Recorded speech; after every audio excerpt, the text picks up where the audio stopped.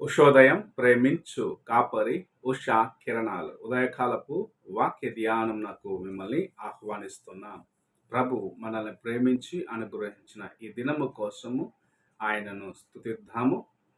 ప్రార్థనతో ఈ ఉదయకాలము దేవుని యొక్క వాక్యంలోకి వెళ్దాం. ప్రార్థన.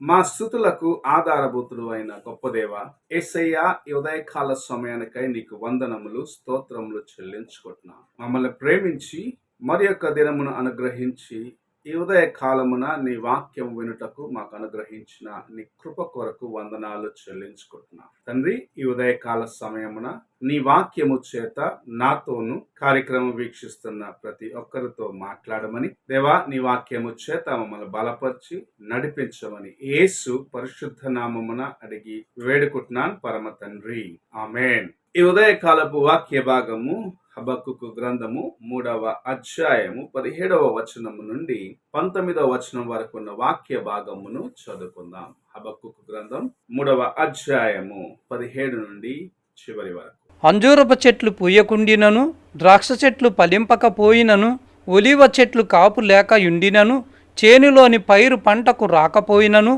గొర్రెలు దొడ్డిలో లేకపోయినను, సాలలో పశువులు లేకపోయినను, నేను యెహోవా యందు ఆనందించెదను.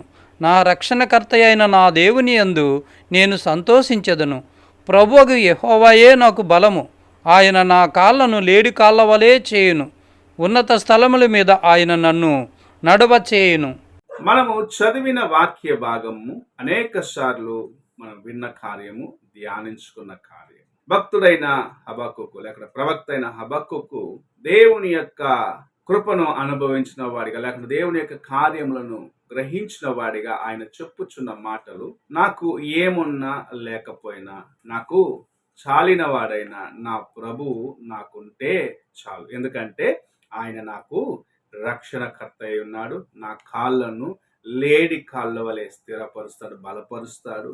ఉన్నతమైన స్థలములో ఉన్నతమైన వాటి కోసము నన్ను నడిపిస్తాడు అన్న కార్యమును చెప్పటం చూడగలం. ఈ ఉదయ కాలమున అనేక సార్లు ఆలోచిస్తూ ఉంటాం, నాకు ఇప్పుడు ఇది అవసరమై ఉన్నది లేదు, మా ఇంట్లో సరిపోయినంత ఆర్థిక సహాయము లేదు, చాలా కష్టపడుతున్నా, అవసరతలు తీర్చుకోలేకపోతున్నాం అని అనేక కార్యములను మనస్సులో పెట్టుకొని దేవుని యొక్క కృపను మనము మర్చిపోతూ ఉన్నాం. ఇక్కడ ప్రవక్త సెలవిస్తున్న కార్యం లేకపోతే ప్రవక్త చెప్పుతున్న కార్యము, నాకు ఏమున్నా లేకపోయినా నా రక్షణకర్త అయిన యెహోవా ఉంటే చాలు, ఆయనందు నేను ఆనందిస్తాను అని చెప్పటం చూస్తూ ఉన్నాం. మనము ఇలాగూ చెప్పగలిగిన స్థితిలో ఉన్నామా అని మొదటిగా మనల్ని మనం ప్రశ్నించుకోవాలి.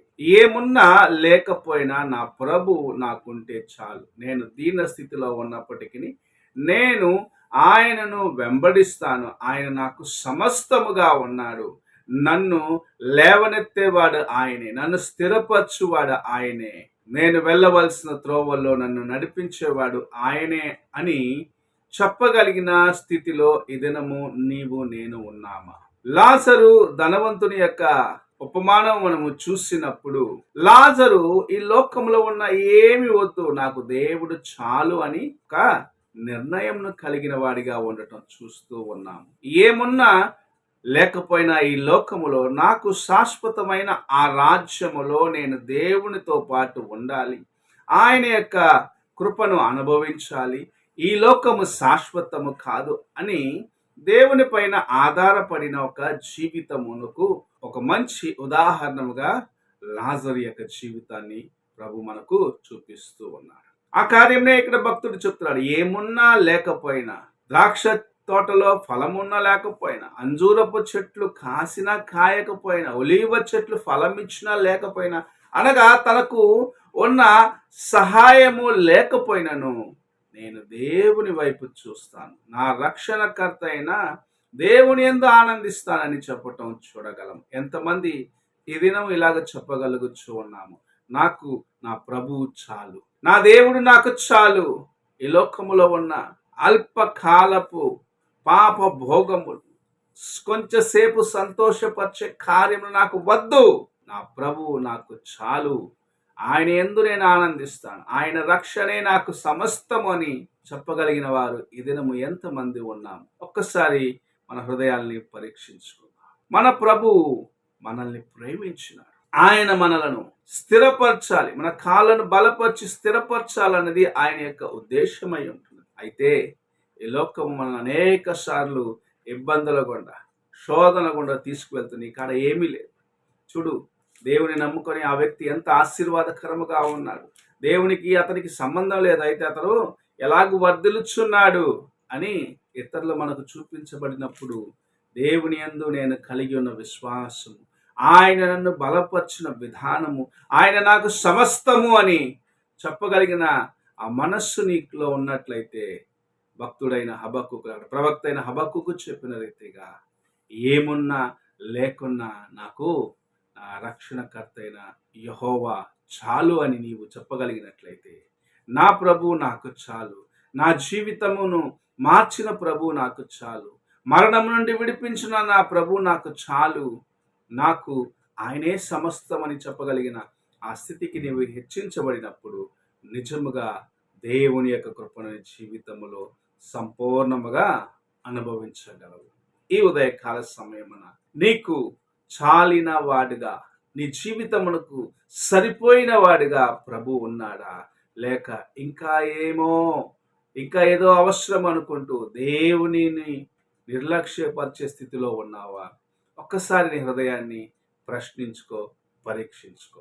ప్రార్థన చేసుకుందాం. మా స్తుతులకు ఆధారభూతుడు అయిన పరమ తండ్రి, ఈ ప్రాతకాల సమయంలో మీరు మాకు అనుగ్రహించిన నీ యొక్క అమూల్యమైన వాక్యంను బట్టి వందనాలు. ఈ లోకములో అనేకమైన వాటి కోసం మేము వెతుకుచు చాలిన దేవుడైన నిన్ను మర్చిపోయిన వారిగా ఉంటున్నాం. భక్తుడు చెప్పిన రీతిగా, సాలలో పశువున్నను లేకపోయినను, అంజూరపు చెట్టు పూయకున్నను, ద్రాక్ష చెట్టు ఫలింపకున్నను, ఒలీవ చెట్లు ఫలమివ్వకపోయినను, గొర్రెలు మందలు లేకపోయినను, నాకు నా రక్షణకర్త అయిన యెహోవాయే చాలు అని చెప్పగలిగిన ఆ స్థితికి నన్ను, మమ్మల్ని లేవనెత్తమని ఈ ఉదయకాల సమయమున నీ కృపచేత మమ్మల్ని బలపరచుమని, నీ వైపు చూసి నడిచే నీ సహాయమును పొందుకొని ముందుకు వెళ్ళే ఆ జీవితమును అనుగ్రహించి ఆశీర్వదించమని యేసు పరిశుద్ధ నామమున అడిగి వేడుకుంటున్నాను పరమ తండ్రి, ఆమేన్. తండ్రి అయిన దేవుని ప్రేమ, కుమారుడైన క్రీస్తు కృప, ఆదరణకర్త అయిన పరిశుద్ధాత్మ యొక్క సహవాసము ఎప్పుడును ఎల్లప్పుడూ తోడై ఉండి సదాకాలము తన కృప చేత ఆయన చాలిన వాడిగా ఉండి నడిపించునుగాక. ఆమేన్.